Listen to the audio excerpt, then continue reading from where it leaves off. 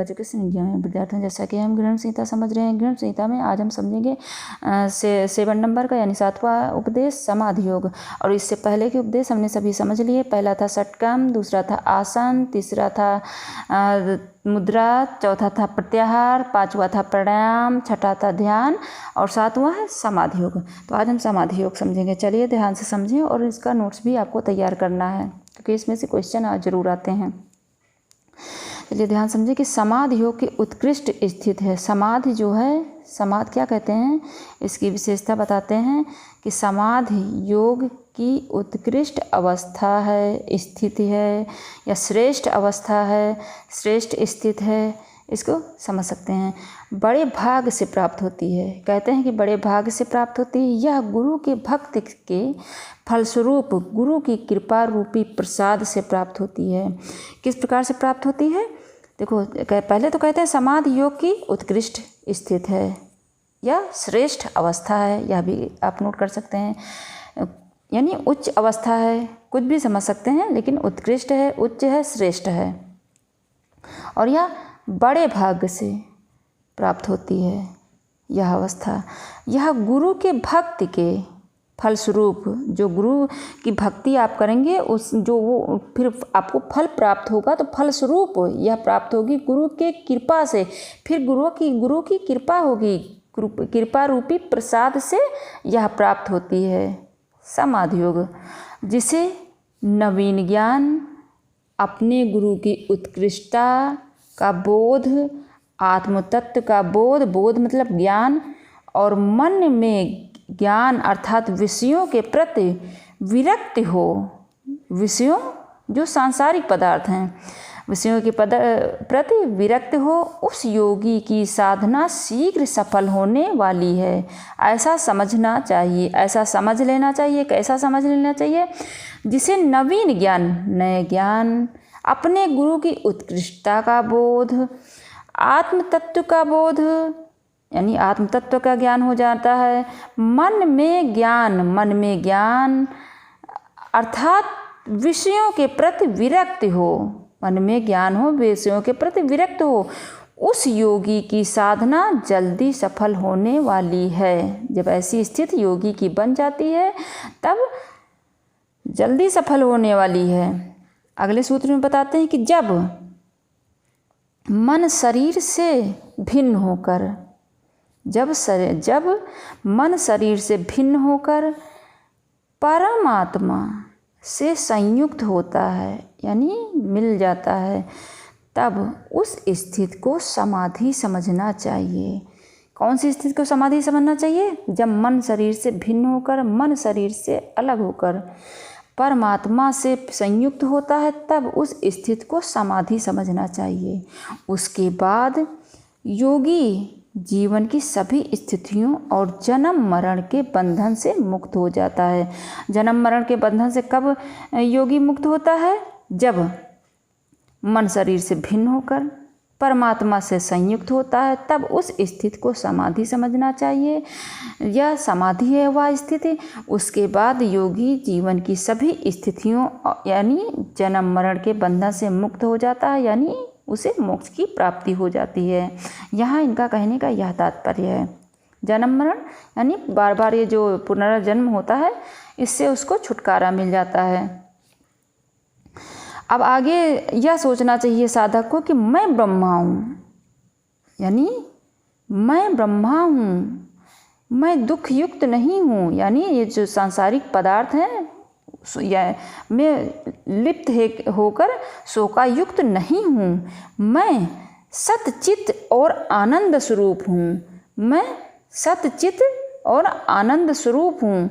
मैं नित्य मुक्त स्वभाव वाला हूँ, मैं नित्य मुक्त स्वभाव वाला हूँ।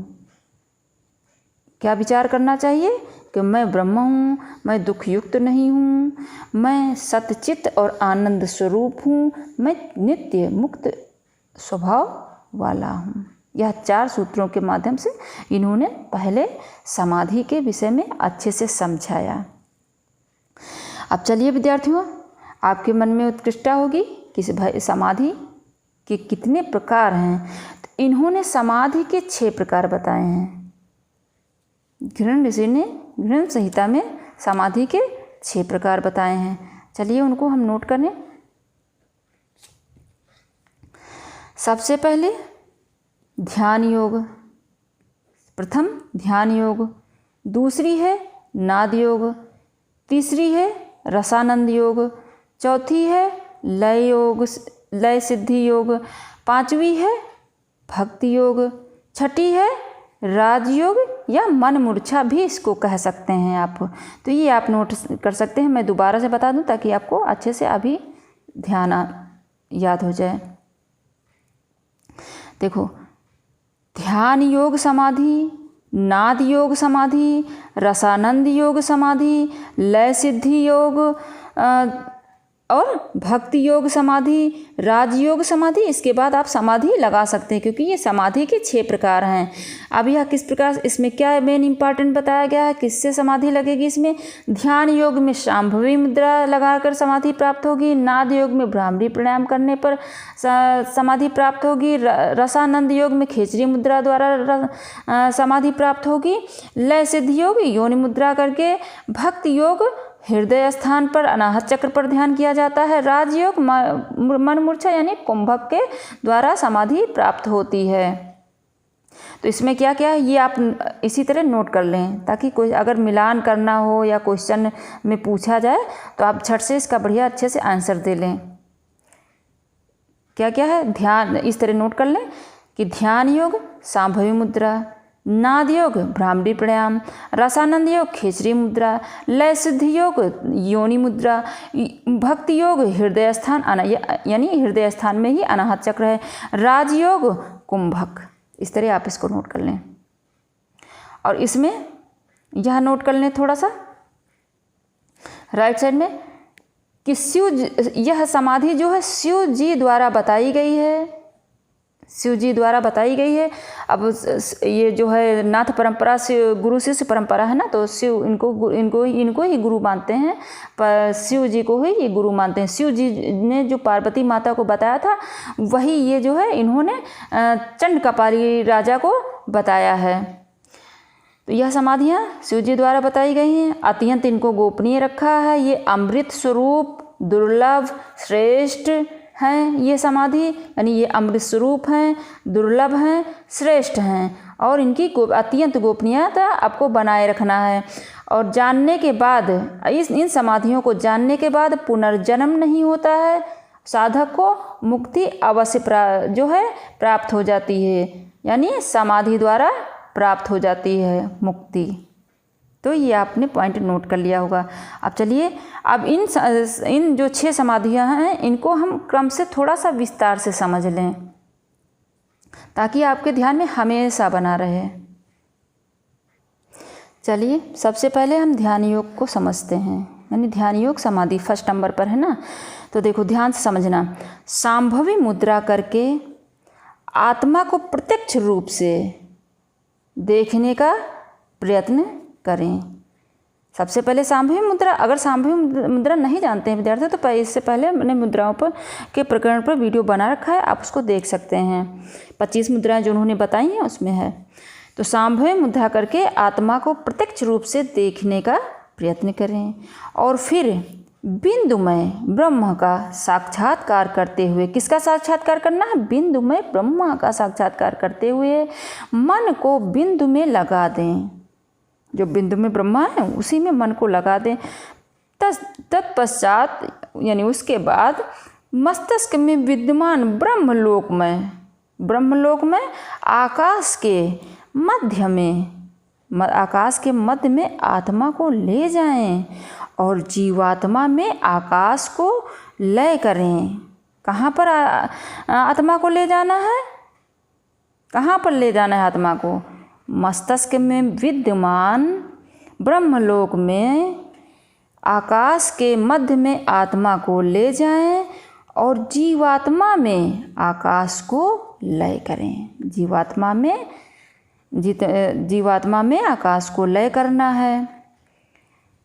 उसके बाद परमात्मा में तथा परमात्मा में जीवात्मा का लय करें। क्या करना है, परमात्मा में जीवात्मा का लय करें। इससे योगी सदा आनंदमय एवं समाधिस्थ हो जाता है। जब ऐसा करेंगे तो योगी समाधिस्थ हो जाएगा या सदानंदमय हो जाएगा। अब आगे हम नाद योग को समझेंगे। तो नाद योग समाधि, विद्यार्थियों नाद योग समाधि दूसरे नंबर की है। मंद वेग से वायु लेकर, क्या बताते हैं कि मंद वेग से वायु लेकर यानी पूरक करके धीरे धीरे पूरक करना है और भ्रामरी प्राणायाम करते हुए मंद वेग से ही क्रमशः वायु को निकालेंगे। यानी सबसे पहले वायु को भरेंगे यानी पूरक करेंगे और उसके बाद रेचक करना है और भ्रामरी प्राणायाम करते हुए रेचक करना है। धीरे धीरे क्रमशः वायु को निकालें। रेचक करते समय भंवरे का गुंजन होता है, यानी रेचक करते हुए भंवरे का गुंजार के समान ध्वनि उत्पन्न होती है। यह नाद जहाँ हो रहा है या हो वहीं पर मन को लगा दें। ये जब ऐसी प्रक्रिया होगी तो ये नाद जहाँ पर हो वहीं पर मन को लगा दें। यह नाद योग समाधि है, यानी वहीं पर जब मन लगाएंगे तो यह नाद योग समाधि हो जाएगी, सिद्ध हो जाएगी। अब चलिए तीसरे नंबर की समाधि समझते हैं, रसानंद समाधि। जब खेचरी मुद्रा लगाई जाती है और जीवा ऊपर की ओर मुड़ती है तब इस साधारण योगिक क्रिया के अभ्यास से समाधि सिद्ध होती है। रसानंद समाधि कैसे होती है, जब खेचरी मुद्रा नहीं जानते तो मैंने पिछले वीडियो बना रखा है, वीडियो में वो मुद्रा प्रकरण में, तो आप उसको देख सकते हैं। जब खेचरी मुद्रा लगाई जाती है और जीवा ऊपर की ओर मुड़ती है तब इस साधारण योगिक क्रिया के अभ्यास से समाधि सिद्ध हो जाती है। बस मेन पॉइंट याद रखें। पहले मैंने लिखा है खेचरी मुद्रा से रसानंद की समाधि प्राप्त होती है। अब चलिए चौथे नंबर की समझते हैं, लय सिद्धि समाधि। यौन मुद्रा का साधना करके योगी स्वयं में शक्ति की भावना और परमात्मा में पुरुष की भावना करे। क्या करना है, यौन मुद्रा का साधना करके योगी स्वयं में शक्ति की भावना और परमात्मा में पुरुष की भावना करे। फिर यह भावना करे कि पहले ये करना है, पहले यौन मुद्रा का साधना करेगा योगी, अब करके स्वयं में शक्ति की भावना करेगा और परमात्मा में पुरुष की भावना करे। फिर ये प्रक्रिया दोहरानी है, मतलब परमात्मा में पुरुष की भावना करे, फिर यह भावना करे कि मुझे यानी मुझ में और परमात्मा में शक्ति और पुरुष का विहार हो रहा है। सेकंड क्या भावना करना है कि मुझ में यानी खुद में, मुझ में और परमात्मा में शक्ति और पुरुष का विहार हो रहा है। तत्पश्चात आनंदमय स्थापित करता हुआ यह चिंतन करे कि, अब ये पॉइंट नोट कर लें, यह चिंतन करें कि मैं अद्वैत ब्रह्मा हूँ। इससे समाधि सिद्ध होती है, उसे लय सिद्धि योग समाधि कहते हैं। जब यह प्रक्रिया अपनाते हैं तो इसे लय सिद्धि योग समाधि कहते हैं। चलिए आगे समझें, भक्ति योग समाधि यानी 5वें नंबर की भक्ति योग समाधि। अपने हृदय में इष्ट देवता के स्वरूप का ध्यान करें। भक्ति योग समाधि में क्या करना है, अपने हृदय में इष्ट देवता के स्वरूप का ध्यान करें। जिसको भी आप मानते हो, जिस पर भी आपकी भावना हो उसको, तो इष्ट देवता यानी जो आपके इष्ट हों, देवता स्वरूप का ध्यान करें। अत्यंत आनंद से भक्ति योग से उनका चिंतन करें। जब भक्ति भाव विभूत होकर पुलकित होता है, जब भक्त जब भक्त भाव विभूत होकर पुलकित होता है यानी प्रसन्न होता है, तब आनंद के आंसू बहने लगते हैं। कब आनंद के आंसू बहते हैं? जब भक्त भाव विभूत हो जाता है और होकर पुलकित हो जाता है, तो उसे समाधि और उन्मनी सिद्ध हो जाती है, यानी समाधि अथवा उन्मनी सिद्ध हो जाती है। समाधि के ही उन्मनी अवस्था कहा गया है विद्यार्थियों। चलिए आगे समझें 6 नंबर की मन मूर्छा समाधि, आप इसको कह सकते हैं, राजयोग समाधि भी कह सकते हैं। कहीं लिखा होगा मन मूर्छा समाधि तो समझ जाना घृण संहिता का ही है। राजयोग लिखा होगा समाधि तब भी समझ जाना घृण संहिता में राजयोग समाधि को बताया गया है। अदर भी बताया गया, राजयोग तो इम्पॉर्टेंट ही है। हठयोग में तो बताया गया है कि हठयोग के पालन कब तक मुझे करना है, जब तक हमें राजयोग की प्राप्ति ना हो जाए। तो यहाँ राजयोग समाधि बताया गया है। साधक मूर्छा कुंभक करके मन को आत्मा से संयुक्त करे, मन को आत्मा से संयुक्त करे। परमात्मा में मन के संयोग से साधक को समाधि लग जाती है।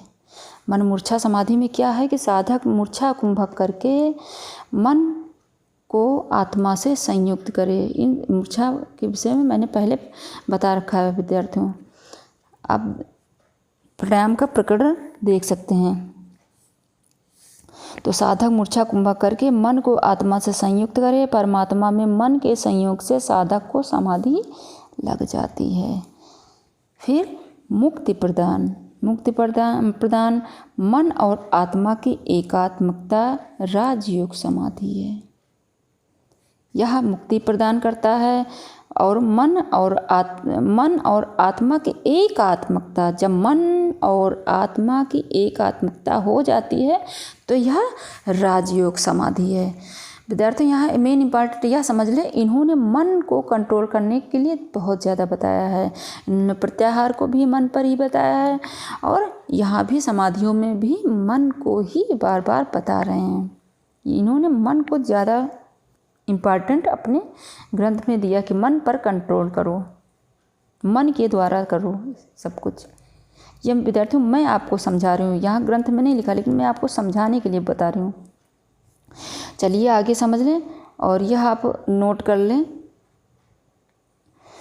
कि विष्णु जल थल, विष्णु ये हुआ जल थल पर्वत और अग्नि में हैं। विष्णु कहाँ कहाँ पर हैं? जल में, थल में, पर्वत में और अग्नि में हैं। संपूर्ण जगत विष्णुमय है। क्या बताते हैं? इम्पॉर्टेंस दे रहे हैं यहाँ पर कि जल थल पर्वत और अग्नि में हैं, संपूर्ण जगत विष्णुमय है। अब आगे बताते हैं आगे पॉइंट में कि ब्रह्म, आत्मा, मनुष्य, पशु पक्षी, कीट पतंग, पेड़ पौधे, समुद्र पर्वत, विश्व के सभी, यानी विश्व के जितने भी ये सब दिखाई पड़ रहे हैं, सब में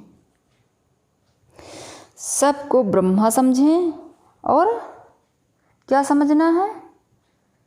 सबको, सभी को आत्मा में ही समझें। यानी ये पॉइंट दोबारा समझ लें कि ब्रह्म, ये जो ब्रह्म की विशेषता बताई गई है, ये विष्णु की बताई गई है कि विश्व में जो कुछ भी मनुष्य, पशु पक्षी, कीट पतंग, पेड़ पौधे, समुद्र पर्वत, सबको ही आप क्या समझेंगे? ब्रह्म समझेंगे और सबको आत्मा समझें। विश्व के सभी, यानी जितना भी आपको दिखाई पड़ रहा है आपके आसपास, सभी को। चलिए आगे समझें क्या कहते हैं कि भौतिक पदार्थों का त्याग करना है। शरीर में विद्यमान चेतन तत्व है, वह आत्मा पर नित्य और अद्वैत है। कहते हैं कि शरीर में विद्यमान चेतन तत्व है, वह आत्मा पर नित्य और अद्वैत है। वह शरीर से भिन्न है और मैं वही हूँ, यह समझकर राग रहित होकर पदार्थों का त्याग करें। यानी भौतिक पदार्थों का किस प्रकार से त्याग करना है कि शरीर में विद्यमान चेतन तत्व है, वह आत्मा पर नित्य और अद्वैत है, वह शरीर से भिन्न है और मैं वही हूँ। जो ये सब है महत्वपूर्णता जो ये बताई जा रही है कि मैं वही हूँ, ऐसा समझें। ऐसा समझकर राग रहित होकर उन सबसे राग रहित हो जाएं, पदार्थों का त्याग कर दें और सब प्रकार के संकल्पों से रहित होकर यह समाधि होती है। इसलिए अपने शरीर, पुत्र, स्त्री, बंधु, बंधत्व, धन आदि के सब के प्रति ममता रहित होकर समाधि को प्राप्त करें। इन सब से रहित होकर, इन सब में राग नहीं रखना है, ममता रहित होकर। कहाँ अब दूसरे पॉइंट में क्या बताते हैं, सब प्रकार के संकल्पों से रहित होकर यह समाधि होती है। इसलिए अपने शरीर, पुत्र, अपने शरीर से भी मोह नहीं रखना है, प्यार नहीं रखना, जैसे ममता बताते नहीं, पुत्र से भी नहीं, स्त्री से भी नहीं, बंधु से नहीं, बांधव से नहीं, धन से भी नहीं, आदि सबके प्रति ममता रहित होकर समाधि को प्राप्त करें। तो विद्यार्थियों, इसमें हमने समाधि की विशेषता समझी और समाधि को अच्छे से समझ लिया और कितने प्रकार की समाधियाँ हैं, यानी 6 प्रकार की समाधियाँ हैं, उसको भी समझ लिया। और जहाँ कहीं ना समझ में आए कमेंट बॉक्स में शेयर करें, मैं आपको दोबारा समझा दूँगी। खुद देखिए, दूसरे बच्चों को भी शेयर करिए। और इसके साथ साथ ही यह ग्रंथ कंप्लीट हुआ और जहाँ कहीं ना समझ में आया, यानी घृण संहिता कंप्लीट हुआ, जो कि घृण ऋषि ने चंडकपाली नामक राजा को यह तत्व ज्ञान प्रदान किया है। उनके बार बार पूछने पर, उनके निवेदन करने पर, उनको इच्छुक जानते हुए, जिज्ञासु जानते हुए उन्होंने यह ज्ञान उनको प्रदान किया। आज यह कंप्लीट हुआ है। अब इसके आगे वाले वीडियो में भी ज्ञानवर्धक और नेट के सिलेबस के अंतर्गत ही रहेंगे। तो आशा करते हैं आप खुद देखेंगे और दूसरे बच्चों को भी शेयर करेंगे। धन्यवाद विद्यार्थी।